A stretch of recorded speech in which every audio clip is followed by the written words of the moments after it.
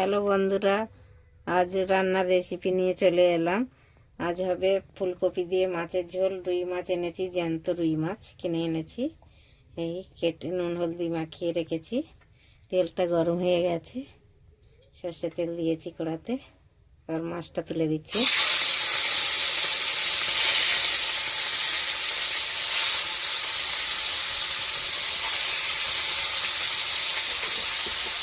মাছটাকে ভালো করে ভেজে নেব।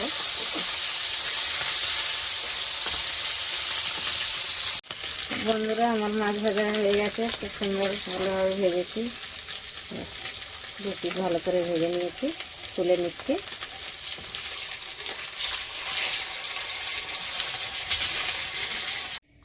বন্ধুরা, ফুলকপিটা ভালো করে ভেজে নিচ্ছি। মাছ তুলে নিচ্ছি। ফুলকপি, আলু ফুলকপি দিয়ে মাছের ঝোল হবে।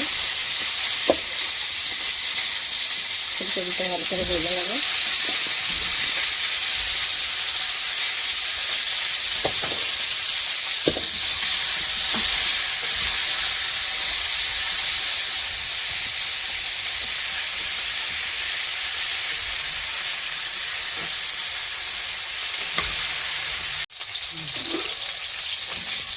বন্ধুরা, ফুলকপিটা ভাজা হয়ে গেছে ভালো করে, এবার তুলে নিচ্ছি।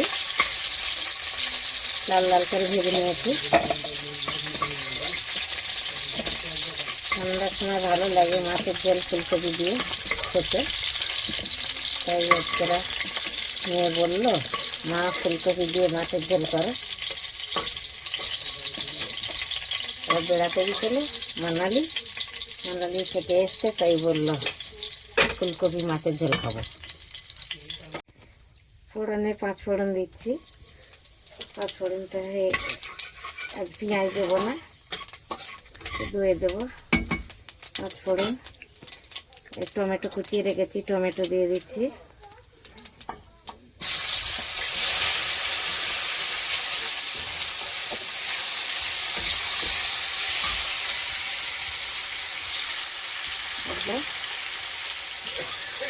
ধনের গুঁড়ো, জিরের গুঁড়ো, হলুদ গুঁড়ো, লঙ্কা গুঁড়ো,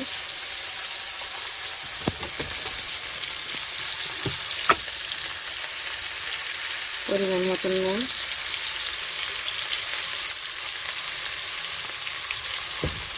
একটু ভালো করে ভেজে নেব মশলাটাকে।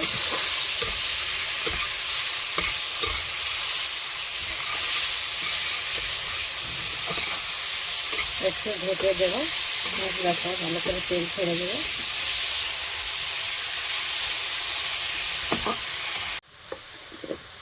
এর সাথে আলুটাই দিয়ে দিচ্ছি, আলুটার সাথেই ভেজে নেব মশলার সাথে।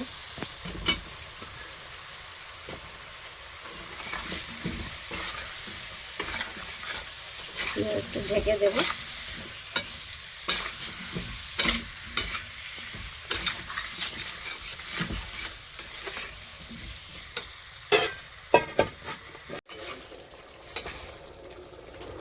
মশলাটা ভাজা হয়ে গেছে, কপিটা দিয়ে দিচ্ছি।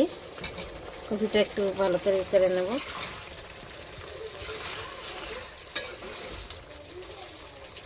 মশলার সাথে ভালো করে সেদ্ধ হয়ে যাবে, তারপরে একটু ঢেকে দেব। সবজিটা ভালো করে ভাজা হয়ে গেছে, এবার জল দিয়ে দিচ্ছি। ভালো করে একটু আমরা মশলাকে কষিয়ে নিই, সবজিটাকে ভালো করে অনেকক্ষণ ধরে, ভালো লাগে তার জন্যে খেতে।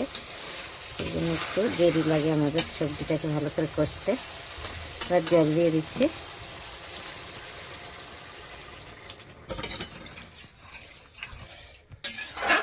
জল দিয়ে দিয়েছি, এবার একটু ঢেকে দেবো। 10-15 মিনিট ফুটবে একটু।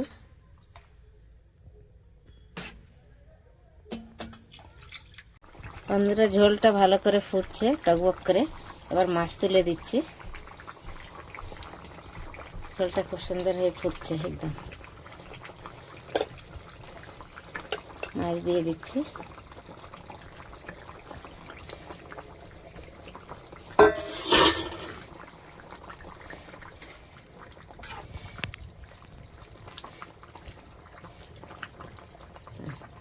আর একটু ঢেকে দেব।